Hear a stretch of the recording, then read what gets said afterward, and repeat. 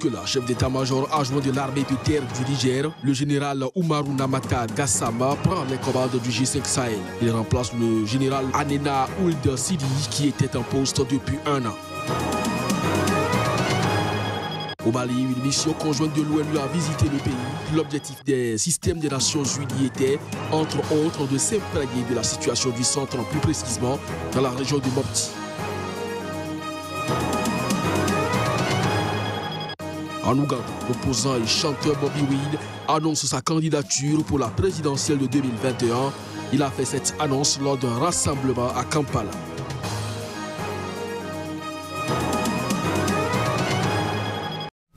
Bonjour à chacun, bonjour à tous et bienvenue dans cette session d'information sur Sika que nous ouvrons par l'Ouganda où effectivement l'opposant et chanteur Bobby Wine a annoncé sa candidature pour la présidentielle de 2021. Cette annonce a été faite lors d'un rassemblement dans la capitale ougandaise, Kampala. Reportage. Le député d'opposition et chanteur Bobby Wine, Robert Kyagulanyi, de son vrai nom, a annoncé ce mercredi son intention de briguer la présidence ougandaise lors des élections de 2020. Ce faisant, il lance un défi au chef de l'État Yoweri Museveni, qui dirige le pays depuis 1986. Au nom du peuple d'Ouganda, je vous défie Yoweri Museveni lors d'une élection libre et juste en 2021, a déclaré le chanteur Bobby Wine lors d'un rassemblement à son domicile à Kampala face à des partisans survoltés par l'annonce. Je connais les dangers auxquels je vais faire face en défiant Museveni, mais j'ai été encouragé par les Ougandais qui m'ont dit que je suis le leader qu'ils veulent, a assuré Bobby Wine en marge du rassemblement.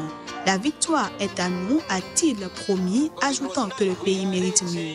Selon lui, le rassemblement de ce mercredi a été organisé chez lui et non ailleurs, car, a-t-il affirmé, le gouvernement a ordonné aux hôtels qu'ils ont approchés pour lancer leur campagne de ne pas les accueillir. Âgé de 37 ans, le politicien avait précédemment déclaré être prêt à défier Yoweri Museveni si son équipe estime qu'il est la bonne personne, mais il n'avait pas officialisé sa candidature. Yoweri Museveni est le seul président que la plupart des Ougandais connaissent dans un pays où un habitant sur 2 a moins de 16 ans. À l'initiative du parti au pouvoir, la Constitution a récemment modifié pour supprimer la limite d'âge pour briguer la présidence, l'autorisant ainsi à se présenter pour un 6e mandat en 2021. Ces derniers mois, visiblement inquiètes de la notoriété grandissante de Bobby Wine, les autorités l'ont à plusieurs reprises empêché de se produire en public. Son arrestation et son inculpation en août 2018 avaient entraîné des protestations violemment réprimées par la police et l'armée. 4 suspects guinéens, sierra-léonais, libériens et nigérians ont été condamnés ce lundi par un tribunal de Conakry à la prison à perpétuité pour l'assassinat de Tieno Aléoune Diaoune. Ce dernier était ministre sous la transition militaire en 2010. Reportage. Un tribunal de Conakry a condamné ce lundi à la réclusion criminelle à perpétuité assortie d'une peine de sûreté de 30 ans 4 personnes accusées d'être les auteurs ou complices de l'assassinat d'un ex-ministre en 2015.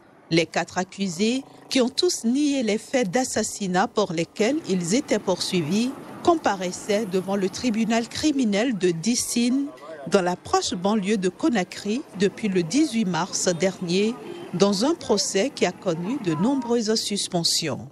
Ancien ministre de la Jeunesse et des Sports, Tieno Aliou Diaoune avait été assassiné le 6 février 2015 dans un quartier populaire de la haute banlieue de Conakry et son 4x4 volé.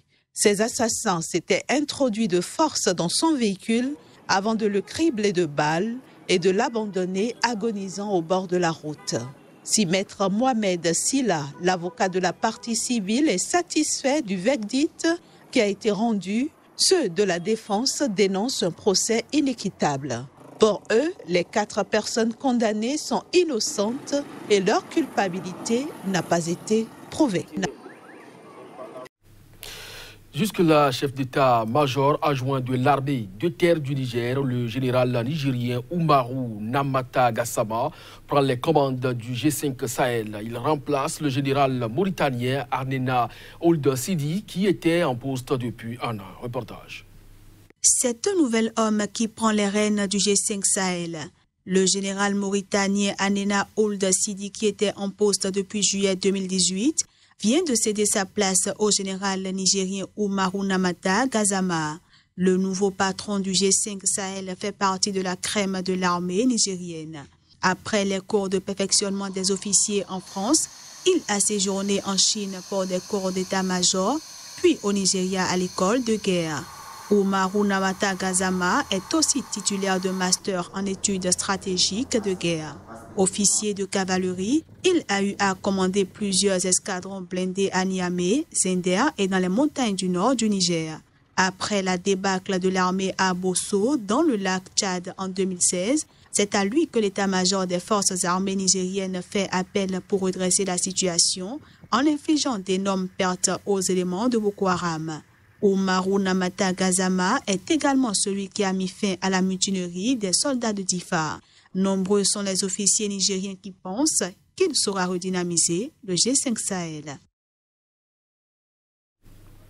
La mission conjointe du groupe des directeurs régionaux des Nations Unies et des partenaires régionaux vient de clore une visite de 4 jours au Mali. L'objectif des systèmes des Nations Unies était entre autres de s'imprégner de la situation du centre du pays, plus précisément dans la région de Mopti. Plus de précisions avec Alima Bentouré, notre correspondante dans la région. La mission conjointe du groupe des Nations Unies pour le développement durable, incluant les partenaires régionaux tels que les représentants du G5 Sahel et de l'autorité de développement intégré du Liptako-Gourma, avait pour objectif de s'imprégner de la situation du centre, plus précisément de la région de Mopti, mais aussi d'engager le gouvernement malien et le système des Nations Unies pour trouver ensemble des solutions durables aux défis et enjeux dus à la situation du Mali, incluant les problèmes transfrontaliers et humanitaires. Qui sont venus dans le cadre vraiment qui puissent nous aider à faire le plaidoyer pour le Mali. Et donc dans ce cadre-là, nous avons voulu qu'ils viennent à un moment où nous nous sentons aussi prêts pour le nouveau cadre de coopération Mali et les Nations Unies. Et c'était un moment très propice parce que c'est un moment aussi où le Mali a un nouveau gouvernement de mission. Et ce nouveau gouvernement de mission, nous sentons qu'il y a vraiment l'action et que nous pouvons aussi nous mettre à l'action d'accompagner le Mali à cette période cruciale. La mission conjointe qui a été sur le terrain à Mopti, dans le centre du pays où le conflit a fait de nombreuses victimes, a plaidé pour un plan d'urgence de relèvement à court terme, la sécurisation de la région et le retour des personnes déplacées internes. Nous avions la force commandante de MINUSMA, nous avions aussi le police commissioner de MINUSMA, mais nous avions aussi toute une équipe pendant qu'ils travaillaient avec les forces maliennes pour la sécurisation des zones. Nous étions en train de planifier comment, au niveau humanitaire d'abord, on puisse apaiser les populations dans les besoins les plus primordiaux. Par cette mission conjointe, le système des Nations Unies réitère son accompagnement aux côtés de l'État malien dans ses efforts de développement en s'alignant sur le nouveau cadre stratégique pour la relance économique et le développement selon les nouvelles directives du nouveau cadre de coopération des Nations Unies pour le développement durable.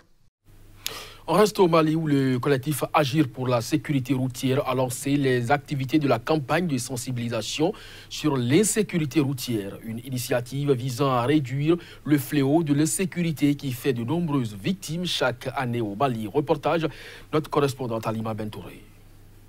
La route tue et continue de tuer, d'où la pertinence de cette campagne de sensibilisation sur la sécurité routière lancée par le collectif Agir pour la sécurité routière. Le bilan 2018 du district de Bamako fait état de 3060 accidents corporels pour 3948 victimes, dont 138 tués et 1378 blessés graves et 2438 blessés légers. Des progrès sont encore à faire. Je suis persuadé qu'au cours de cette caravane, on démontrerait que la plupart des accidents de la route peuvent être classés dans les accidents et des décès évitables. Le ministère des Transports et de la Mobilité urbaine a salué l'initiative du collectif. L'objet de cette caravane n'est rien d'autre que de sauver des vies si l'on sait que l'insécurité routière est la première cause de mortalité chez les jeunes de 15 à 29 ans dans le monde. Les routes font chaque année près d'1 240 000 morts et 50 millions de blessés. Vous comprendrez que la tenue de cette journée de sensibilisation à Bamako vient à point nommé, surtout qu'elle arrive en cette période de pluie qui rend la mobilité préoccupante sur les routes. Un accent particulier a été mis sur la synergie d'efforts pour combattre le fléau de l'insécurité routière. Les jeunes étant les plus touchés par la situation, l'accent a été mis sur la prudence et le port du casque afin de diminuer les risques d'accident. Il y a un an environ, les peuples éthiopiens et érythréens étaient en liesse. Les deux pays venaient donc de signer un accord de paix. Mais l'enthousiasme a vite fait place à la frustration et certains espoirs ont pour l'heure été rangés au placard. L'euphorie était palpable dans les mois qui ont suivi la signature en juillet 2018 d'un accord de paix entre l'Éthiopie et l'Érythrée. La frontière avait été rouverte après 20 ans de fermeture et le café Peace and Love de Teklit Amare, côté éthiopien, débordait de clients. Un an plus tard, Teklit Amare déambule tristement entre les tables vides de son établissement dans la ville frontalière de Zalambessa. Si les dirigeants des deux pays continuent de se parler, le processus de paix peine à se matérialiser. Pire, la frontière entre les deux frères ennemis de la Corne de l'Afrique est à nouveau fermée. Le poste de Zalambessa a été fermé sans explication fin 2018, suivi par les autres points de passage entre les deux pays. Le rapprochement surprise entre le Premier ministre éthiopien Abiy Ahmed et le président érythréen Isaias Afewerki avait été suivi de la réouverture des ambassades, la reprise des vols commerciaux entre les deux capitales et la multiplication des rencontres et invitations. Mais la joie a vite fait place à la frustration et certains espoirs ont pour l'heure été rangés au placard. Qu'il s'agisse de la signature d'accords commerciaux ou de l'accès de l'Éthiopie, pays enclavé, au port érythréen. D'autant qu'une communication opaque rend les raisons de l'impasse difficiles à identifier.